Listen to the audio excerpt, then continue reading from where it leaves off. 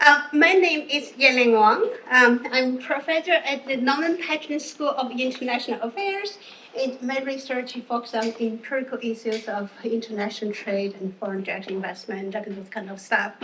I would like to start with an acknowledgement. Carleton University acknowledges the location of its campus on the traditional unceded territories of the Algonquin Nation. In doing so, Carleton acknowledged it has a responsibility to the Algonquin people and a responsibility to adhere to the Algonquin protocols. Let me also start with a regret. And Dr. Xiaobei Chen, a sociologist and a professor at Carleton University, unfortunately is down with a flu and cold. She couldn't even remotely participate because of the sore throat. And her particular focus of her research is really on Chinese Canadian diaspora. We really will, I encourage people there to search up and read her work. I am very proud and honored to moderate today's event, talking freely in a Chinese-Canadian conversation. Canada is a multicultural country which celebrates diversity and views diversity as strength. May is dedicated as the Asian Heritage Month. The theme for this year is Stories of Determination, which represents the strides made and the challenges overcome by Asian communities to thrive in Canada over the last 2 centuries and beyond. From Canada's earlier days to present, Asian Canadians have become an integral part of the Canadian fabric, from building railways to writing codes and high-tech fields, from serving in community centers to public servants, from managing small shops on the street to offices in Bay Street. Asian Canadians have done so much to contribute making Canada the country we know and love.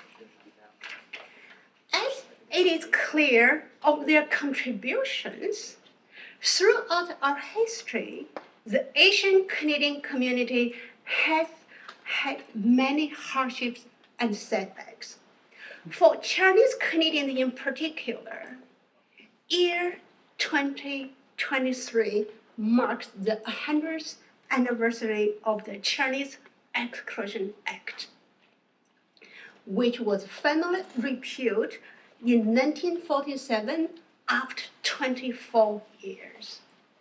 It is indeed a dark chapter in our nation's history, and its long negative lingering effect can still be felt in many households today. While we celebrate diversity, equity, and inclusion, it is imperative that we need to constantly make efforts to reaffirm our belief in our collective resilience, because each era has its own challenges. The dramatic, sharp increase in anti-Asian racist attack during COVID pandemic is a sad reminder that more work needs to be done to combat anti-Asian racism and discrimination in all its forms. In today's geopolitical and geoeconomic and geopolitical great power competition with US and its allies on one hand and China on the other, we really look at the past to draw lessons and look to the future for a more equitable, just society, so that Chinese Canadians won't become the collateral damage, and all Canadians could move forward together. This is indeed the main theme, purpose of today's event. We are very, very fortunate to have an amazing lineup of panelists who will guide us in these very important conversations. Let me briefly introduce our panelists. Dr. Laura Madokara and Dr. is here. Madokara, in classroom, you always look at the other way. He is a historian and associate professor in the Department of History at Carleton University. And she is of Japanese Canadian settler descent, settler colonialism, and she is the author of Elusive Refugee Chinese Migrants in the Cold War and co-editor of Dominion Race, Rethinking Canada's International History. Dr. Ben Wu. And Dr. Wu is an Associate Dean for Equity and Inclusion in the Faculty of Public Affairs and Associate Professor of Communication and Media Studies in the School of Journalism and Communication, Carleton University. And he directs the research on comics, events, and Transmedia Lab. He is the author of Getting a Life, The Social Worlds of Greek Culture, and co-editor of the Comics World comic books, graphic novels, and their publics. It also teaches one course which I want to specifically mention here is Media and Racialization at Carleton. The Honorable Senator Yun-Po Wu, and Senator Wu sits as an independent representing British Columbia. He served as facilitator of the Independent Senate Group from 2017 to 2021. And he had worked on public policy issues related to Canada's relations with Asian countries for more than 30 years. In particular, from 2005 to 2014, he was president and CEO of the Asia Pacific Foundation of Canada, during which he also served on the Standing Committee of the Pacific Economic Cooperation Council and chair of PAC's State of the Region report. He's also a scholar, and he is a senior fellow at Simon Fraser University's Graduate School of Business and member of the Trilateral Commission.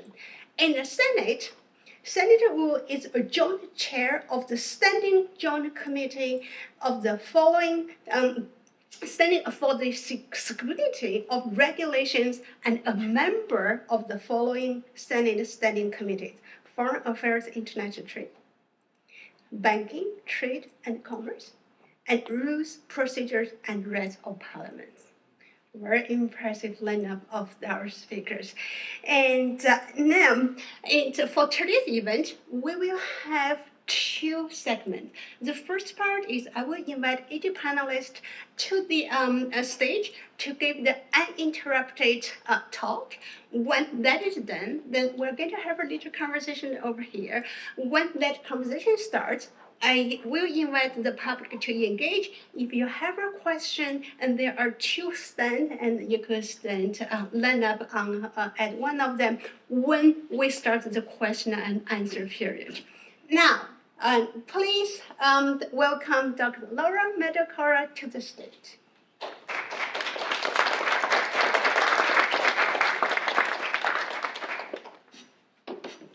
You're going to teach me how this works? Yes, please. Okay. You're going to load up, yes. Thank you. Give me a time. Okay, thank you.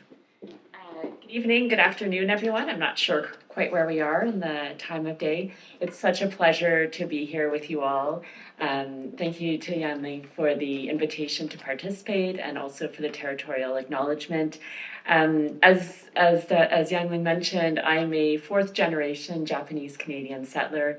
I grew up on the traditional territory of the Abenaki Nation, which many of you might know as Lennoxville, Quebec, in the Eastern Townships.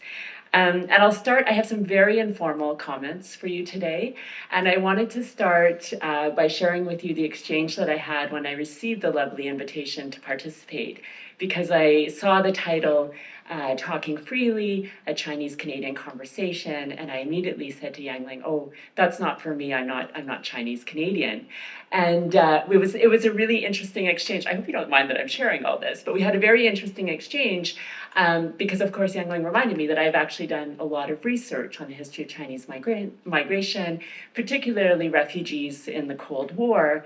But more than that, thinking about this topic as a historian, one of the things that I'm really struck by is we often talk about moments in Canadian history and in other white settler societies, which are, histories of racism and exclusion, and we talk about these as dark chapters, as though they are discrete, sort of one-off events related to a specific community, and that they don't connect to a larger history or a larger story. And in our exchange, I was reminded very much that any kind of Chinese-Canadian conversation or story is a Canadian story. It's a transnational story. And so what I want to do today, and this is what I was tasked with as well, is talk a little bit about the history of the 1923 Chinese Immigration Act, which we often refer to as the Chinese Exclusion Act, and talk a little bit about how this is not a dark chapter in the history of Canada or in the history of white settler societies more broadly, but really part of a larger story of migration and exclusion and resistance. And I know that a lot of the conversation will focus on foreign policy and international dialogue today, and I just want to make a case for migration as international dialogue, as a foreign policy issue. So I've laid out my key concerns, and I'll turn to talking a little bit about the act itself. So I've emphasized this idea that this conversation, of course, is part of a much larger conversation. And what I'll do is talk a little bit about what the 1923 Chinese Immigration Act was, what it meant for the community and for Canadian society and the diaspora more broadly. And then I want to talk a little bit about contemporary reverberations in terms of migration policy, and I'm going to do all that in 8 minutes. All right, so I've put on the screen here an image of the first page of the legislation known as the Chinese Immigration Act, which was introduced in Parliament, passed in Parliament in May 1923 and came into effect on the 1st of July 1923. This was known as Dominion Day, but for Chinese Canadians, it of course became known as Humiliation Day. The Chinese Immigration Act was a culmination and indeed part of a larger story of excluding Chinese migrants and setting out the parameters of who is considered desirable as a permanent resident of Canada. As many of you know, the efforts to exclude Chinese migrants began really in 1885 with the introduction of a capitation tax, a head tax, which required people to make a payment if they wanted to enter Canada. This amount started as $50 and eventually went up to $500. Such were the efforts of the community to continue to facilitate migration. And so when I talk about community in this context, it's a diasporic community. It's clans and villages in China raising funds to support migrants going overseas to Canada and elsewhere. And so the federal government found itself in a situation where its efforts to exclude were not very effective. And so ultimately, with pressure, particularly from British Columbia, the Chinese Immigration Act was introduced in 1923. And I want to make the point here that while we talk about it as an exclusion act, because that's ultimately what it was intended to do, was really exclude people from permanent settlement, it also had very specific categories for inclusion. And I think whenever we talk about exclusion, we also need to talk about inclusion, because that tells us something about how governments, such as the Canadian government at the time, are thinking about desirable settlers and desirable citizens. And so in this particular case, there were some very specific categories of people who were still allowed to come to Canada and settle permanently. Although some of them were not inclined to do so, one of the categories was diplomats. And so their whole purpose was not to be permanent settlers, but they were allowed to enter. Students were also allowed to enter, as were merchants and their wives and their households. There was also a clause which allowed students who had gone abroad, so Chinese Canadians who were studying abroad, to return in this time period. This act remained in place for 24 years and was eventually repealed in 1947. And when Prime Minister Trudeau was making his comments for Asian Heritage Month this year, he talked about the 1923 Act in particular, and he also highlighted the vast change in his view between now and then. And he highlighted in particular the role that Adrienne Clarkson played as former Governor General. And I always like to consider the fact that Adrienne Clarkson's family came to Canada in an era when this Immigration Act was still in force. They were able to come to Canada in 1942 because her father was a merchant, or he was considered a merchant. And so the history of exclusion has many different tentacles, and because there were categories of exception, we also need to think about those people who were able to come in this 24-year period. Adrienne Clarkson's family, the Poy family, is an exception, though. Most people were excluded under this piece of legislation. You can see on the screen that in 1921, the last census before this act was introduced, there were 39,587 people in Canada who traced a Chinese origin. That was about 10% of the population. And we think that there are no more than 50 people who came to Canada from the Chinese diaspora in these 24 years. So it was a very, very sweeping piece of legislation, and it was very, very targeted. It was targeted at Chinese in Canada and the Chinese diaspora to ensure that there was no expansive migration, and it also led to controls of Chinese Canadians in Canada, and I'll talk a little bit about that now.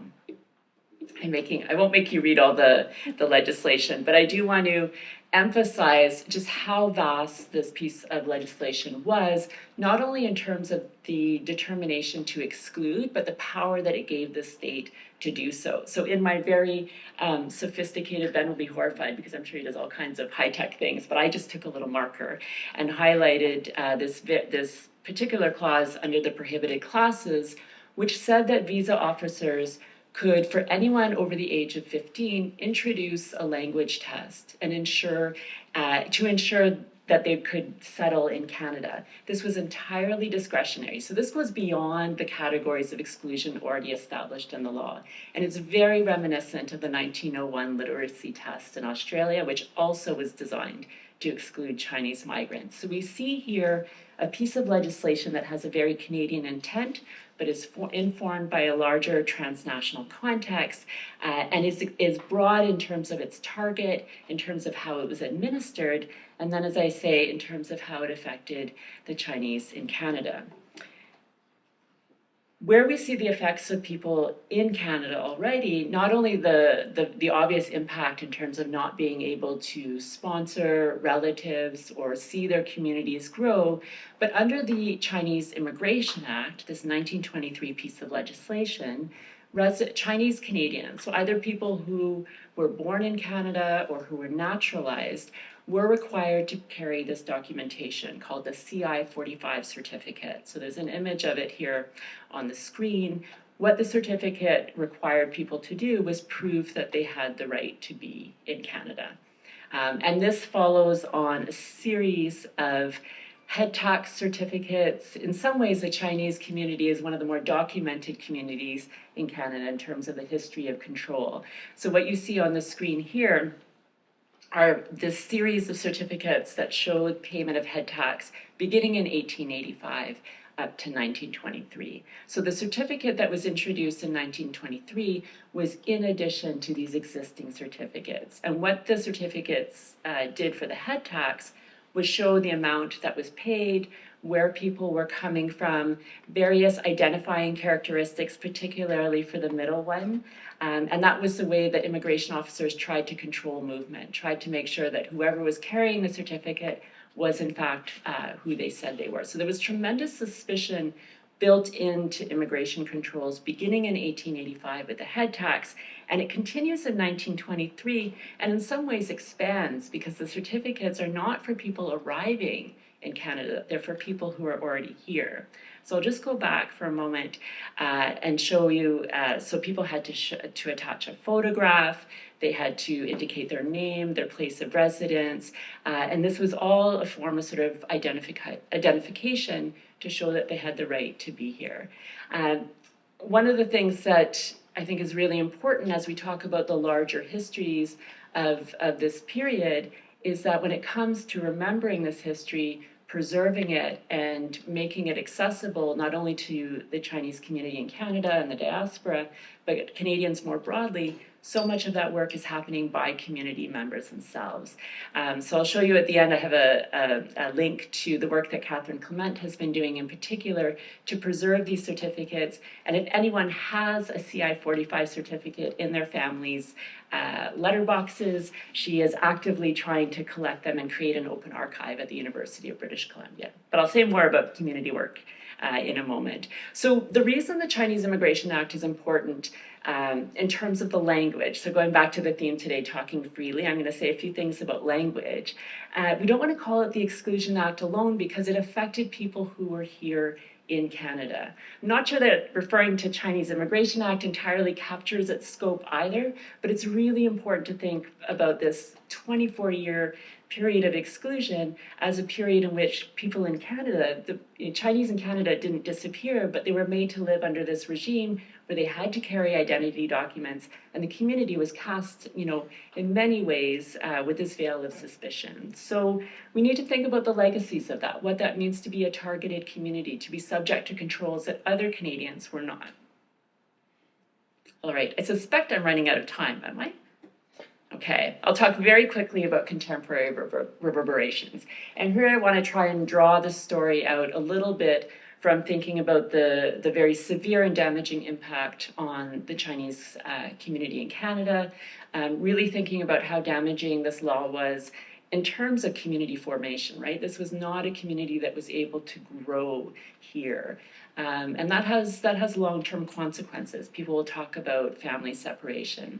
And we can think about that in a larger context in our contemporary moment when it comes to immigration controls, when it comes to refugee determination processes. So one of the things that we often don't talk about is the fact that we do have a contemporary head tax. The cost of visa applications, applications for permanent residence, these are very prohibitive fees if you don't have means. And so if we think about the history of the capitation tax and how it was intended to keep people out, if you don't have the means to pay for an application, then you're not a desirable migrant, right? You're not a desirable resident. So we need to think about contemporary reverberations in that way.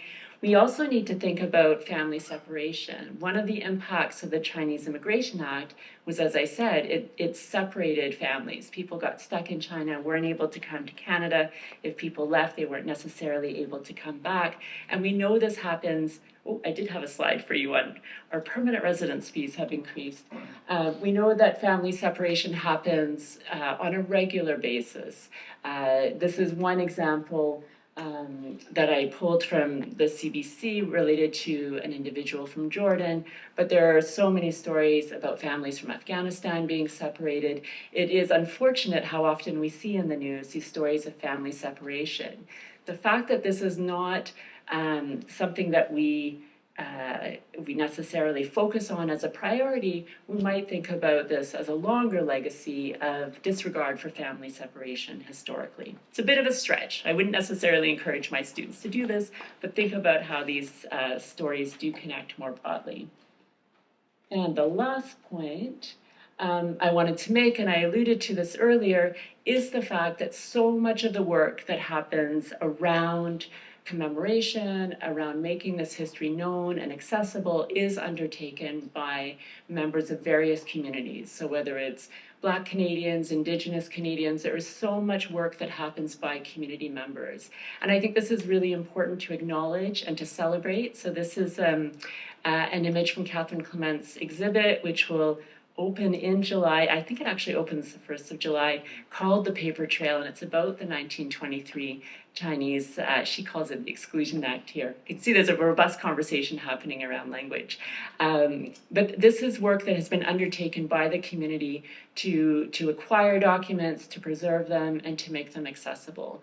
And the last thing I'll say, and I hope we get back to this in the Q&A and the fireside chat, is that I'm really struck that, in moments that we've been living through in the past few years in terms of the pandemic and the rise in hate crimes, in terms of Asian Heritage Month, and the kinds of statements that we see from our political leaders around celebrating contributions to Canadian society, and also talking about anti-Asian racism, I'm worried that we don't talk about hate enough.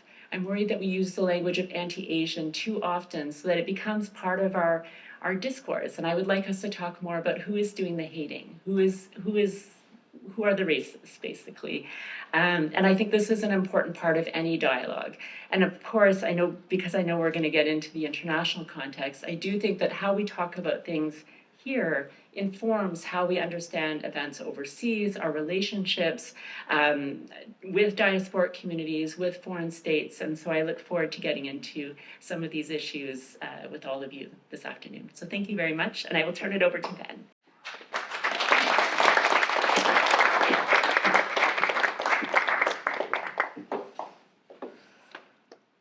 Yeah, thank you very much for setting the stage so well, Laura. I'm also going to be talking about language and dialogue and how we talk about things, so that's really, really perfect. Thank you as well, Yanling, for the invitation to be here tonight. The Comic Book Guy doesn't usually get invited to events like this, so it's a real pleasure to share with you. I should have some slides okay. I think, yeah, they're good. Great. Thanks. So I was asked to talk about the media and racialization and the implications of that thorny relationship for Chinese Canadians. But I want to begin with two personal stories, if you'll indulge me. In one of my classes a few years ago, some students started their group presentation with an icebreaker activity. You know, the one where everyone sits in a circle and someone says their name and a fact about themselves, and then the next person says that, but before they can do that, they have to say the names and facts of everyone that came before them before they go. Partway through this activity, I start to notice a bit of a troubling pattern. 8 or 9 weeks into the semester, and the non-Asian students in the class are having a great deal of trouble remembering anything about their Chinese classmates. In the end, I'm not sure if a single white student remembered the name or fact of a single one of their Chinese classmates. Fast forward to a few months ago, I'm leaving the supermarket after having picked up a couple of groceries, and now that I'm outside, I stop to take my mask off for the walk home. As I'm literally in the middle of removing it, a man passing by suddenly turns to me and says, "Are you Chinese?" But he comes up short as I finish removing the mask, and he says, "Oh, it's okay, you're white," before carrying on his way. If there is such a thing as the Chinese Canadian experience, a Chinese Canadian experience, then I think that, is this going? Oh yeah, the green button. Yeah. Then I think that this tension between invisibility and hypervisibility is part of it. We're invisible as individuals, but become hypervisible as a mass when we start to make spaces, quote unquote, too Asian. In the context of COVID or foreign political interference, we're hypervisible as a threat, but relative proximity to whiteness, as in the troubling model minority discourse, can also render us safely invisible at times. The great Jamaican British media and cultural studies scholar Stuart Hall argued that race is a signifying system. It's a collection of symbols and signs and concepts that we use to name and organize the differences that we perceive between people. In the language of membership categorization analysis, what we call race is a collection that is composed of a discrete set of membership categories or labels from which we rightly or wrongly infer attributes of the people who are so categorized. Categorization and inference, this is a basic social competence, but it's one that frequently misfires. In this country in particular, I think that race is often veiled behind terms like population groups, or diverse communities, or new Canadians. We use these terms, we talk about multiculturalism, so that we don't talk about race and race relations. This is a taboo that I think is lifting, but it has left some pretty deep impressions in our public discourse. It's cut certain kinds of shortcuts in the ways that we talk and think. And so these euphemistic terms begin to carry a racial subtext, to borrow a term from the sociologist Peter S. Lee. In an essay I wrote several years ago with my colleague Kenneth Huynh, we argued that Chinese and Asian Canadians are continually subjected to a form of category confusion or category mistake that results from this very reluctance to talk about race as such, and from the semiotic instability of membership categories like Chinese and Asian. What do I mean by this? I mean that these categories can be heard as belonging to any or all of the collection's races, ethnicities, and nationalities. In other words, if you tell me that someone is Chinese, you might be telling me that their physical appearance, forward please, thank you. You might be telling me that their physical appearance resembles that of people, or what we think of as that of people whose ancestry is in East Asia, even if they turn out to be some other ethnicity. Or you might be telling me that their family originated at some point in history in the territory that is currently China, and so they may or may not share certain cultural practices with other members of the Chinese diaspora. Or you might be telling me that they are a Chinese national, a citizen of the People's Republic of China. And this fundamental instability in the category Chinese is echoed in how we are talked about in the media. For instance, the so-called forever foreigner trope, the assumption that Chinese and Asian Canadians are all immigrants, or the implication that we are somehow less Canadian than our white neighbors, regardless of how long we may have lived here, is reinforced by the fact that you never know whether Chinese is supposed to be heard as an ethnocultural category or a national citizenship one. One example of this phenomenon, favorite / recurring source of irritation to me, was the reporting around a study conducted in 2015 or 2016 about foreign investment in Vancouver's housing market by a city planner named Andy Yan and sponsored by now BC Premier David Eby. The study, which was widely reported in regional, national, and international media, was hailed as conclusive proof that dark money from mainland China was deforming the housing market and making Vancouver unlivable for the average Canadian, who seems to be implicitly signaled as not a Chinese Canadian in this case. Yan's study was reported in the media as demonstrating that Chinese speculators were responsible for something like 2/3 of home purchases in expensive West Side Vancouver neighborhoods. But the underlying method for determining a homeowner's nationality in the study, a method that was sometimes acknowledged as a source of controversy in media reports, but sometimes merely gestured towards as a footnote along the way, was that an anglicized Chinese name signaled a Chinese Canadian, a non-anglicized name was a foreigner, presumptively from the People's Republic of China, but maybe Taiwan or Singapore, who could say. So, Benjamin Wu, good homeowner. Yuan Pao Wu, bad foreign speculator, right? Simu Liu, foreigner. Lucy Liu, Canadian patriot? I don't know. I'm not arguing that There is no impact of foreign speculation in the housing market. There clearly is some. But the name analysis method used in the Yan-Eby study, defended in some of the media reports, ultimately rests on this same slipperiness of the membership category Chinese and the faulty assumption that you can infer nationality from ethnicity or from race. And the same instability runs the other way too, so that when people are talking about the Chinese, say Erin O'Toole or Pierre Poliver or the vegans who are constantly putting up posters around Ottawa calling for all things Chinese to be boycotted because of dog meat. When they are talking about the Chinese, one can never be sure if they're articulating some kind of principled critique of the People's Republic of China and its policies, or if they are coming for all of us. In this sense, each of us Chinese Canadians, in that moment of naming, in that moment of categorization, always already is made to embody an international relation, right? We are never allowed to just be Canadians. We are always under this cloud of suspicion.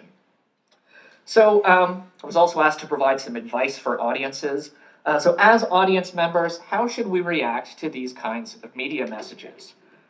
First, I would say pay attention to the use of these categories that we've been talking about.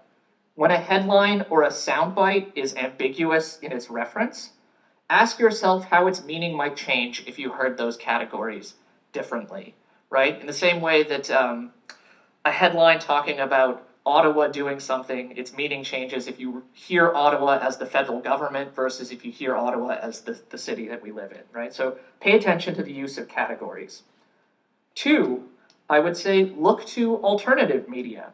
As much as mainstream and legacy media sources unfortunately continue to so often tokenize Asian Canadians and continue to present our lives and experiences as something either alien or exotic, I'm heartened to see how young Asian American and Asian Canadian creators have harnessed the means of communication online to amplify their own voices and to communicate and normalize the experiences that we share growing up in this country as Asian Canadians.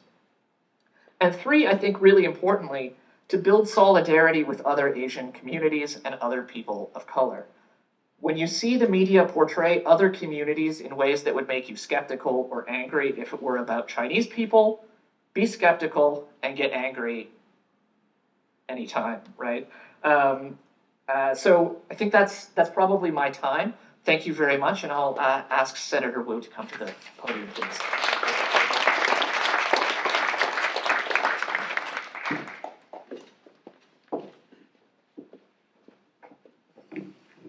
Good afternoon, everyone. Let me start by thanking Yan Ling for inviting me to this session and to say how honored I am to be speaking with Laura and Benjamin. Benjamin's not a relation, but who knows, perhaps we are.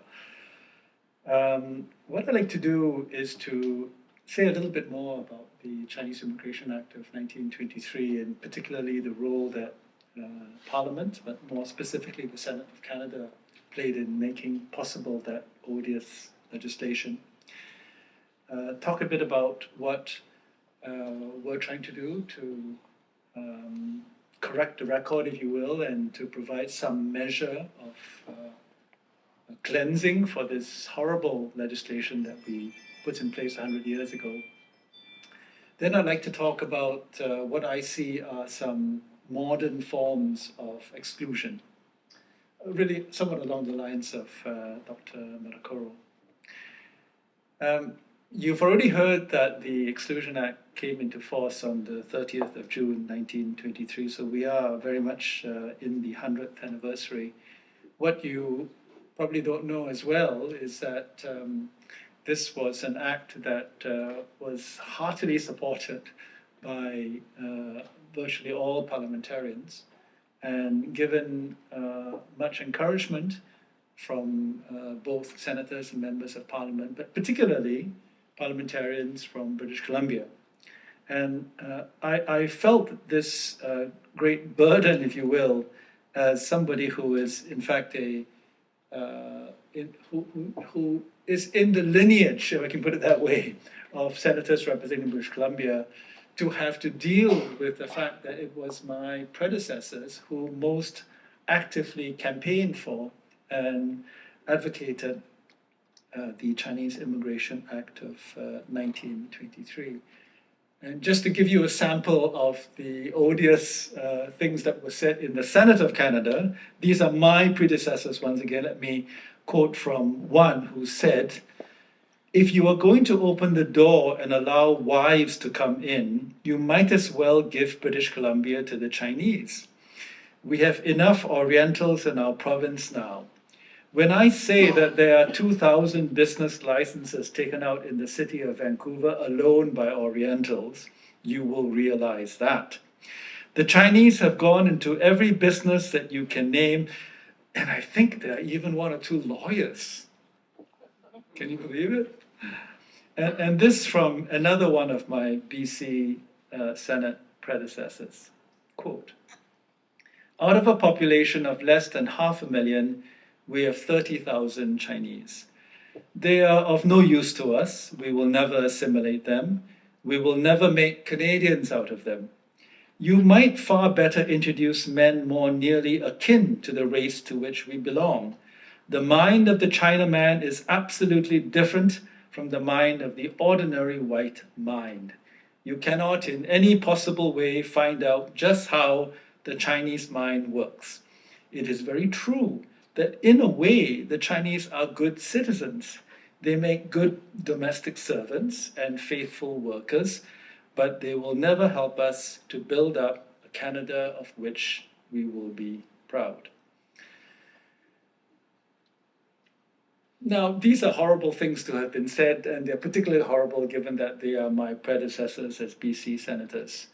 But in mitigation, and this is a very small mitigation, this is sort of the reason why you get a D plus rather than the D minus for the Senate, is that the Senate, in fact, did soften some of the harshest aspects of the Chinese Immigration Act of 1923, and in particular, dealt with the provision that Laura referred to on the language test, which was an additional criteria applied to those who might be allowed into the country. This provision of a language test was actually included for all residents of Chinese residents in the country as well. And to the Senate's credit, small credit I would say, they were able to get rid of this provision because it would have meant that if in fact that was kept in the Act, many, perhaps the majority of Chinese already in the country would have been deported.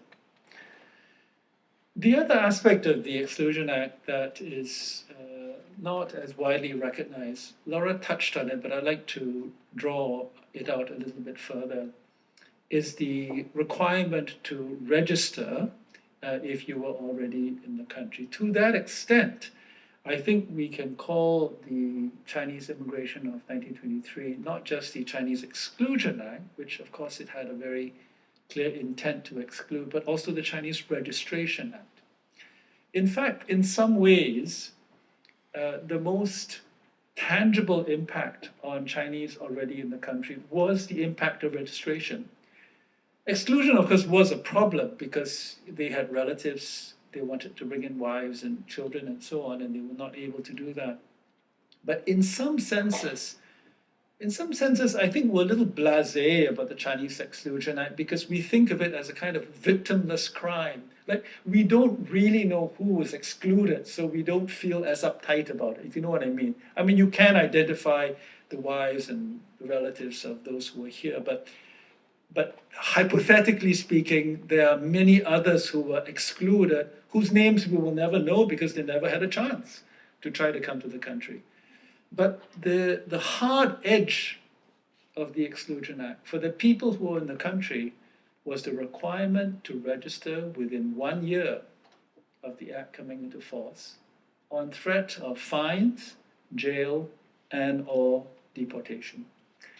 This is exactly why the community at the time called July the 1st Dominion Day at the time, Humiliation Day. And one of the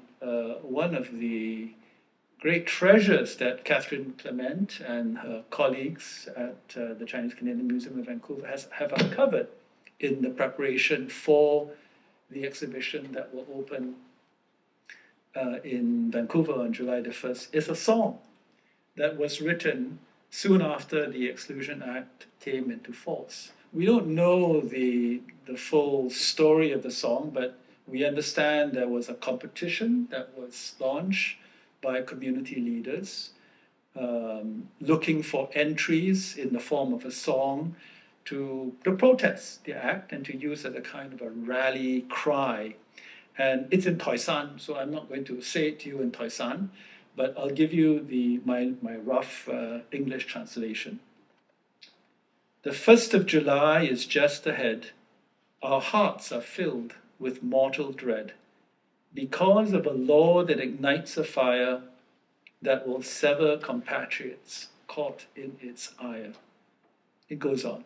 And if you're interested in the full song, I can tell you that on June 23rd in the Senate of Canada, we will be singing it. Not we, not me certainly, but a choir will be singing the song 100 years after it was written, because we have now commissioned a young Chinese Canadian composer based in Winnipeg, descendant of someone who paid the head tax. We've asked her name is Ashley Yao. She has written a fresh piece of music to accompany these lyrics, and I'm so happy that we can bring this again to light 100 years later. The other term that was used for the Exclusion Act, we've heard the original name, the Immigration Act 1923, the popular name, the Exclusion Act. I've given it the moniker, the Registration Act. The Chinese also called it, in this song particularly, called it the Cruelty Act. And in fact, that comes out in the song, and you can understand why they felt it was indeed a very cruel piece of legislation. Let me switch a bit to what it means for us today. And Laura has already talked about contemporary forms of exclusion. She's touched on a number of very concrete examples of exclusion. I'd like to share a few more.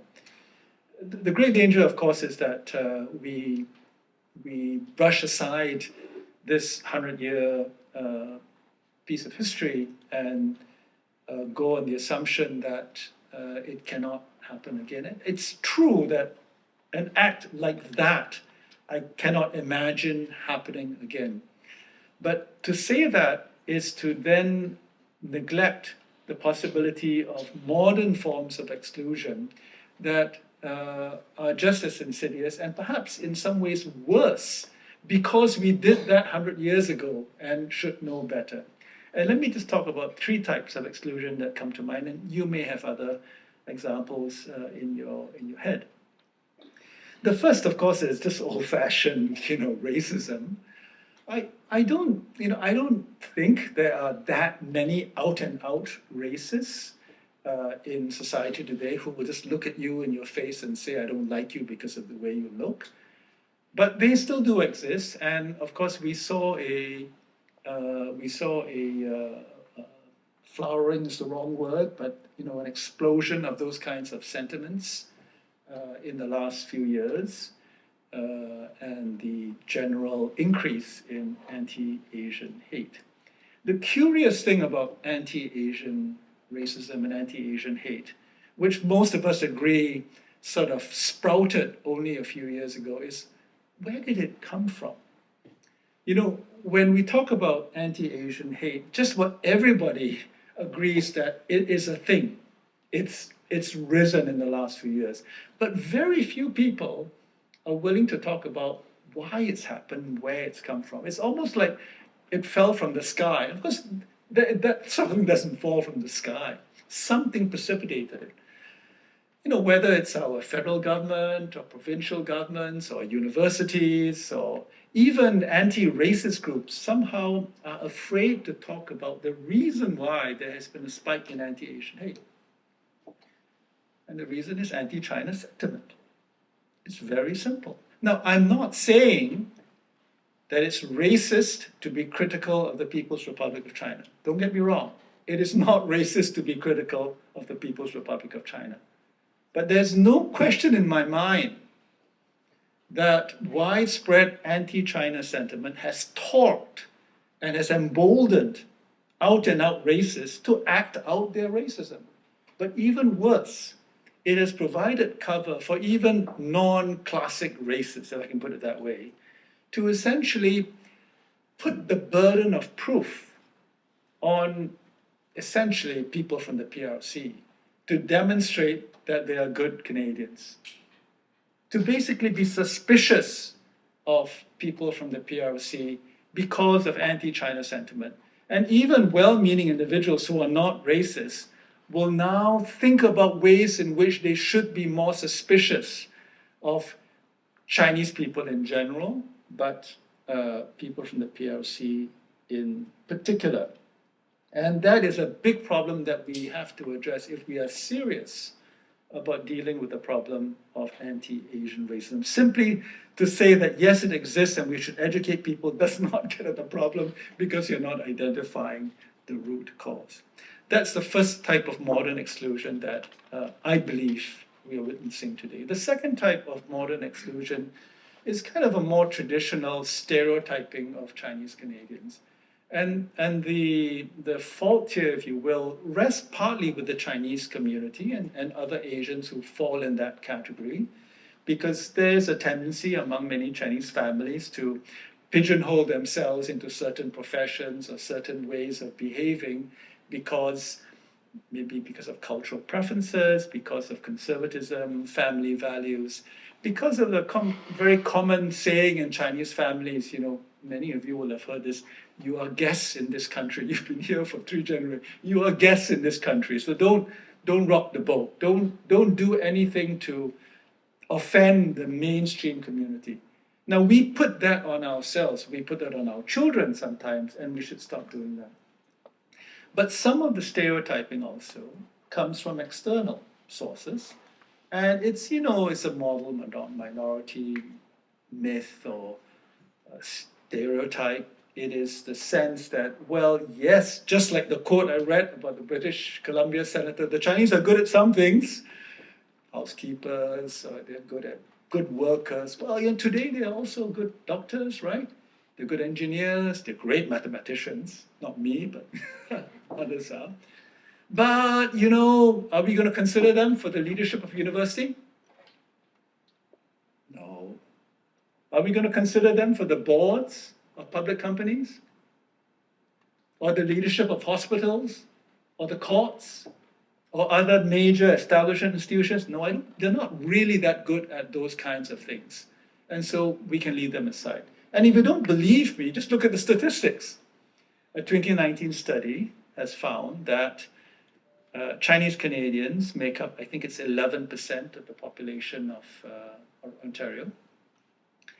And they constitute only 2% of the board positions of a selected number of sort of prominent establishment institutions. Chinese women make up only 1%. So something is obviously askew here.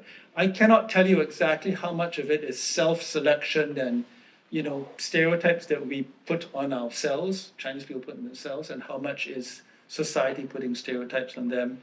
But some combination of the two is to explain this underrepresentation. And finally, the third type of modern exclusion is the most insidious and most tricky to deal with. And it's the kind of exclusion where Chinese Canadians are increasingly being divided into those who are acceptable and those who are not. There are good Chinese Canadians and there are bad Chinese Canadians. So if you hold certain views, if you have certain affiliations, if you take certain positions on issues, particularly geopolitical issues, you could be deemed as an unacceptable Chinese Canadian, bad Chinese Canadian. On the other hand, if you are virulently anti-CCP, okay, unremittingly pro-umbrella movement, all of these are good things, by the way, totally against what's happening in Xinjiang, then you are a good Chinese Canadian. And increasingly, we are seeing society and even public policy, and I'm in the parliament, I see it. I see ways and I see that an effort on the part of policymakers to try and filter good Canadians from bad Canadians. We certainly see it in the media. I'll give you a great example of this kind of modern exclusion. It is when Chinese Canadian community organizations who bought PPE, remember COVID? Who bought PPE in the early days of COVID. That is when China had a raging outbreak and Canada was still okay. They bought lots of PPE and they shipped it to China. They were criticized for that because they were accused of being basically disloyal to Canada and swooping up, our precious materials and sending it off to China. The allegation was that they were basically supporting the Communist Party. 6 months later, they did exactly the same thing in the reverse because we were having our peak.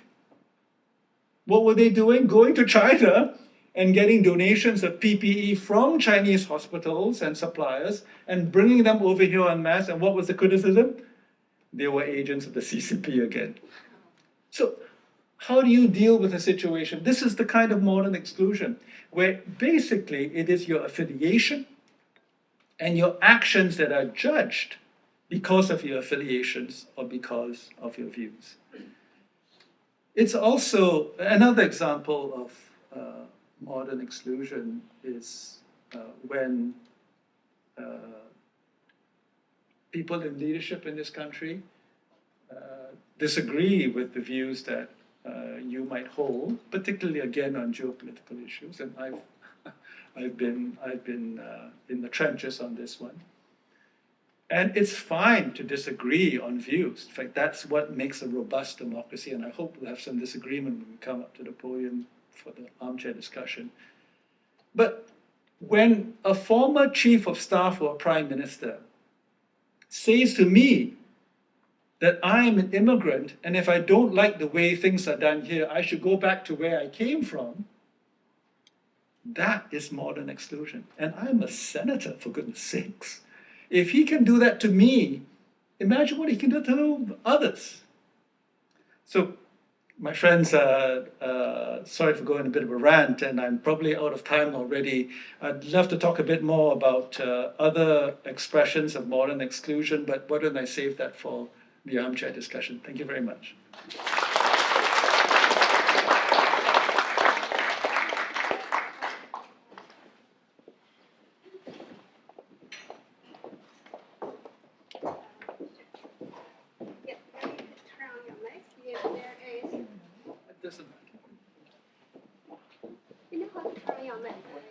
No, here. There's the right. You see the other at 9, you see the left, it means it's on.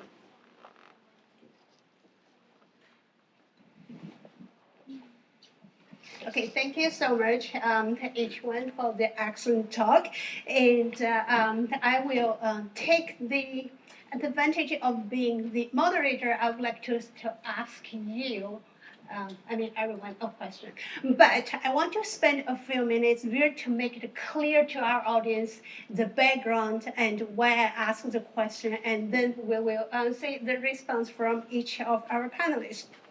Okay, so it has been a hot topic in Canada, and it has consumed a lot of energy. It's about the alleged Chinese interference in the 2019 and 2021 federal election. And Chinese Canadians, regardless of their political affiliations, are caught in the storm.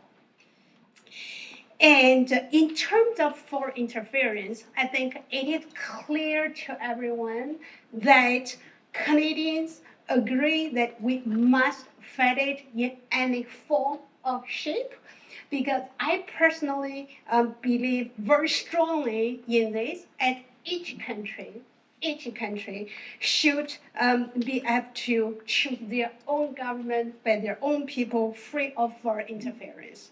Okay, so the title here is Talking Freely. Let's talk freely. And spend a few minutes, we're talking about alleged foreign interference in Canada's two elections, media reports. And yesterday it was kind of like a storm with the first report by the special rapporteur, the Honorable David Johnson. As a Chinese Canadian, I would like to touch on the three specific cases of the three former current MPs who were constantly on the news. So the findings from yesterday's first report on the media reports, Johnson said that while the threat of foreign interference is real and Ottawa should address it, he finds much of the media reporting on the issue was, quote, misconstrued and devoid of context. In particular, on former Conservative Kenny Chu, Johnson didn't find evidence that the Chinese government was the source of the widespread misinformation. Johnson concluded that it is not foreign interference, it is rather a democratic process because people have different political views. And on independent MP Han Dong, and Johnson said the allegation is false, period. And Mr. Dong discussed the two methods with a PRC official, but did not suggest that it was a big media story. That was actually how he became independent, to suggest to the official that PRC should attend the detention. On Conservative MP Michael Chung, we hear the parliament hearing back and forth and this, Johnson found evidence that Chinese officials contemplated taking unspecified action against Chung and sought to build a profile on him. But there is no evidence they threatened either Chung or his family. Okay, responses and reactions from the media all the time, even today. I have not heard many discussions on the merits of the first report, on the false reporting on those individuals, and on reflections really how to improve the public trust in government and media. Rather, the discussions are quickly veered into the integrity of Mr. Johnson himself and whether the steps taken are enough to satisfy the critics, and a lot of talks on the implications for coming next federal election. So I want to quote the former NDP leader Tom Mulcair with his assessment. He said that there is an inherent unfairness in all of this, as Canadians of Asian origin already feel the sting of discrimination. Now, even legitimate community groups that provide services to the Chinese community here are beginning to feel targeted. Individual Canadians of Chinese origin know that these hearings, the coming hearing by David Johnson, could bring renewed suspicion and ill will. So, in lieu of the background, I spent quite a few minutes laying out the background. I would like to get thoughts and reactions really from each one of you, and in areas of the public trust on media reporting, on the strength of our institutions, and really the prolonged negative impact on Chinese Canadians. I mean, there are many perspectives here, but please feel free to choose your focal points in sharing your thoughts. Why don't we start with you, Ben? Oh, wow. There is a lot there. I think my initial reaction to all of this reporting is, of course, that it's all pretty rich coming from a country that has the King of England on its money. Oh, come on. It's a joke. I know, but still in this audience, it's a little bit undercut. Look, I think that when we...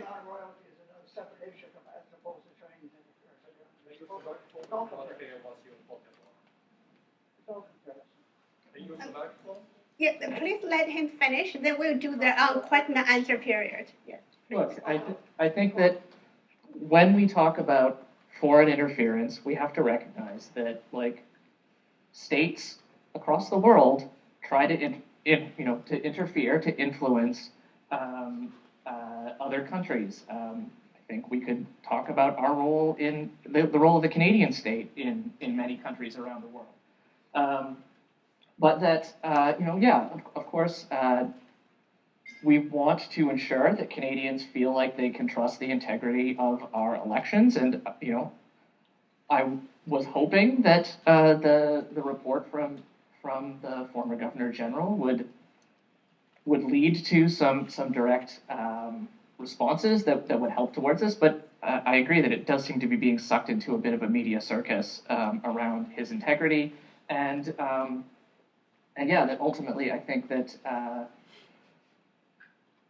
there's something about this word foreign that I think provokes a lot of emotional reaction, that puts a lot of, that I think puts all of this under a cloud that doesn't allow us maybe to see the issues as clearly as we might. And yeah, I guess that's all I have to say.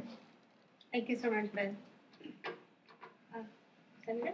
Well, the media has done a great disservice to this country, and they've done great damage to our democratic system because they have cast a pall on our trust and faith in the electoral system.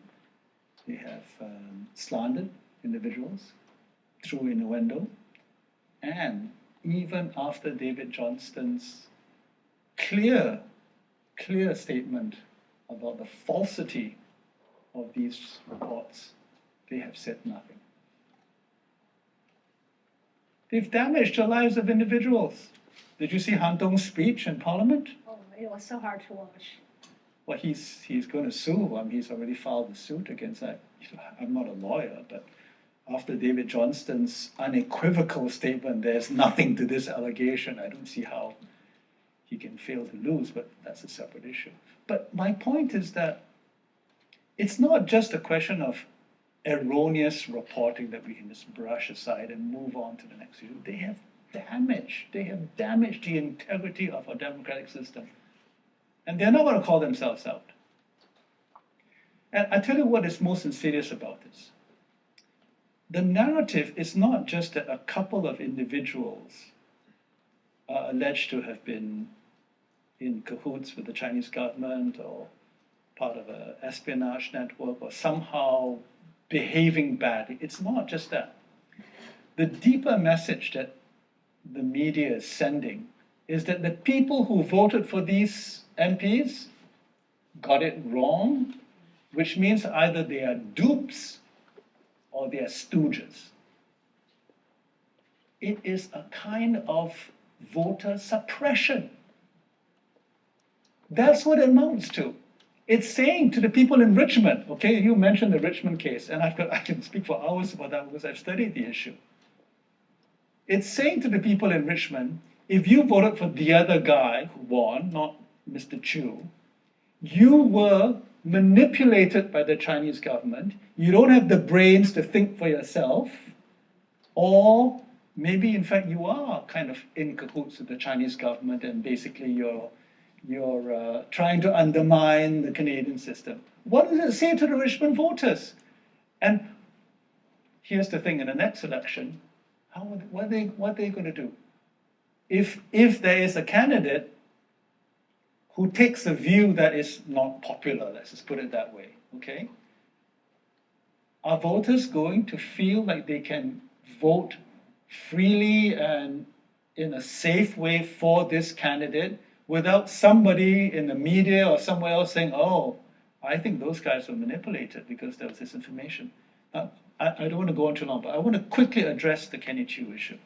The central claim that he has made is that there was a WeChat post which claims his private member's bill on a foreign agent registry would have discriminated against people from the mainland.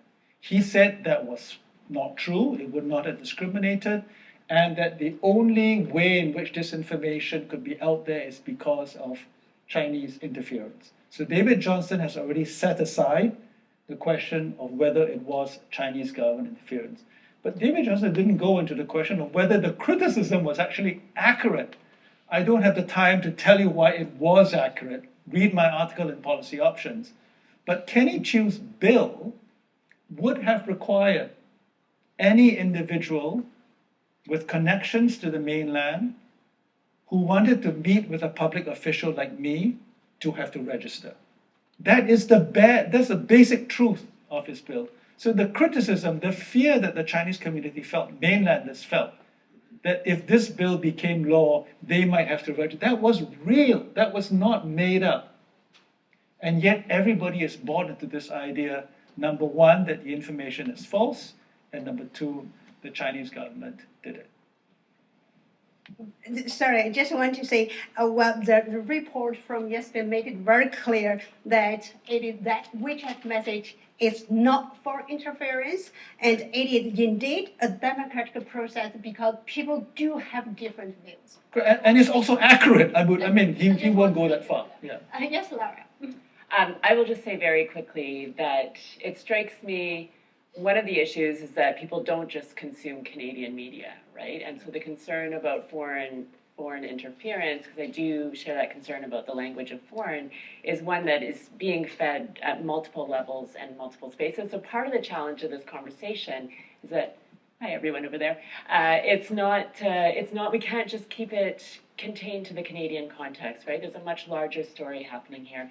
The other thing that strikes me in this dialogue is the ease with which I think Chinese Canadians in particular become conflated with either the PRC or Taiwan, right? There is somehow, and I have some historical ideas about how this happens, but the ease with which that happens is really striking to me. And I was, in advance of the talk today, or the conversation, I did go back and look at some of the diplomatic responses to the 1923 Immigration Act. And it was interesting because the Chinese consul was saying, this is unacceptable. Chinese Canadians were saying that. And so sometimes consuls and Chinese Canadians have been aligned. And maybe that feeds some of the conflation, but I'm really struck by the ease with which that happens. And it's a problem, but I don't think it's a specifically Canadian problem. Thank you so very much. And for the audience, if you do want to ask a question, there are two stands on each side. And please line up and over there, and I would call you up according to the order it appears. And while we're waiting for the audience to line up there, I would like to ask every single one another question. I mean, you have touched on it. It really has been a fact, like each of you have alluded to it, that the Chinese Canadian community really is as diverse as every other community in Canada. However, in the media reports or in any of the public discussion, it's like the group is like one homogeneous thing. And literally, within this community, there are so many different political affiliations. People have so many different ideas, and there are division is as deep as with the general Canadian public. However, whenever international relations regarding China enter into the discussion, there is a tendency in media reports, often with a binary indicator. The banner is This has been pointed out by the community as discriminatory, flat wrong. However, nothing has been changed. The binary is either they're the victim of China or they're the agents of China. But if you look at the community, I mean, the overwhelming majority, I would say, just like normal Canadians, they go to work and they share their struggle and they share their success like this. So it's frustrating, of course. It's discriminatory. It is against the Canadian values in a way. So, what is your message to the Canadian public in general and the Chinese community in particular? I will start with you, Laura. Oh, thank you. Yeah, no, I very much appreciate the point about just an incredibly diverse community, multiple generations, right? And speaking as some, sorry, I forgot it was Mike. You know, in the Japanese Canadian community, there is similar diversity, not quite as extensive, but it is somehow the community hasn't, you know, grown after 1945, right? That's kind of the end story. So I think the point about diversity is really, really critical. And I think what I would say is I wonder if this country doesn't have a problem with the idea of diaspora, the idea that it is perfectly fine and legitimate to maintain ties with homelands, with families, with communities. We know that many people, I'm thinking about, you know, the Filipino diaspora in particular, the Haitian diaspora, the number of remittances that are sent home. This is very foundational to our globalized world, and it is very, you know, it is very normal to care about politics in other places, to care about politics in Canada, to care about, you know, events elsewhere. And I wonder, you know, this, yeah, I mean, your point about the victim or, you know, the agent, if it isn't a larger sort of disconnect between the reality that people who have ties in multiple places will care about those places in different ways. And you can care about multiple places. So I think that would be my message. And again, I'm trying to make this broader as well. But yeah, thank you for that question. Senator Wu? Well, I agree with Laura. You know, we're all complex individuals, right? And our histories are mingled with experiences that are difficult to untangle, and our views accordingly cannot be categorized as black or white. In the same breath that some in the media and mainstream society want to generalize about Chinese Canadians, there's also an increasing tendency to try and pin down problematic Chinese people by defining what their views are. It's called the loyalty test. And I just got one just yesterday from a journalist, you know. As it turns out, a journalist from Europe. She asked me a question: do you think Chinese Canadians have problems with dual loyalties? I said, how do I answer this question? You know? And I said, well, every Chinese Canadian I know is proud to be a Canadian. It's true, every Chinese Canadian I know says they are proud Canadian. On the other hand, I do know many Chinese Canadians who are very anti-CCP. That's a fact. Yeah.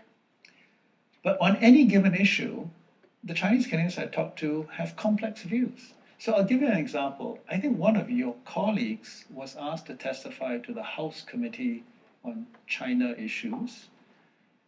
And this guy is a scholar, right? And the first question he was asked was, what's your view on the Tiananmen massacre? That's the first question. This guy is not a political scientist or a historian of... Talking about the Exactly. Now, I can't remember how he answered, but I guarantee you that the person asking the question only had one answer that he would consider to be correct, right? Now, if I were in his shoes, I suspect his answer would be complicated. I mean, you know, it was terrible, students died. I mean, I don't know what he would have answered, but it would have been complicated. As anyone who's lived in China will know, China's history is full of contradictions and mixed feelings. But if you try to give an answer like that, you'd be put in the wrong box quickly. And this is the problem we face today. And it goes to Laura's point, I think. Basically, even though we say we are a country of immigrants, we value multiculturalism, we're internationalists, we have now started to be suspicious and wary of the foreign. What an irony. A country of immigrants that now treats the word foreign as something that's suspicious. How far down the tube we've gone. Thank you.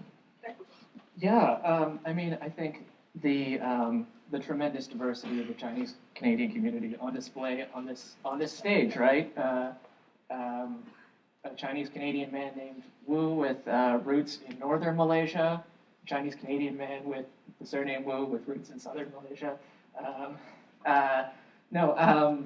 You know, it's I think that if I think about the message I want to give, I want to return to this idea about, you know, how we hear the word Chinese. And I think that I'd like for us to have permission for Chinese to be heard as an ethnicity or a culture like any other in this country, to be Canadians who have roots from elsewhere in this world, like many others, instead of it being heard as either this kind of unassimilable racial other or this, you know, inherently foreign national citizenship category. And so, you know, I think the permission that many other Canadians have to, as Laura says, to care about other places in the world, to have ties, to have familial ties, historical ties to other places in the world, as so many other Canadians do. Thank you so much. I see people are learning already. I would like to make a little request. And when you ask a question, please say your name and your affiliation. And also, please, for the sake of the time, make your question short and concise. Okay, I'll start with you.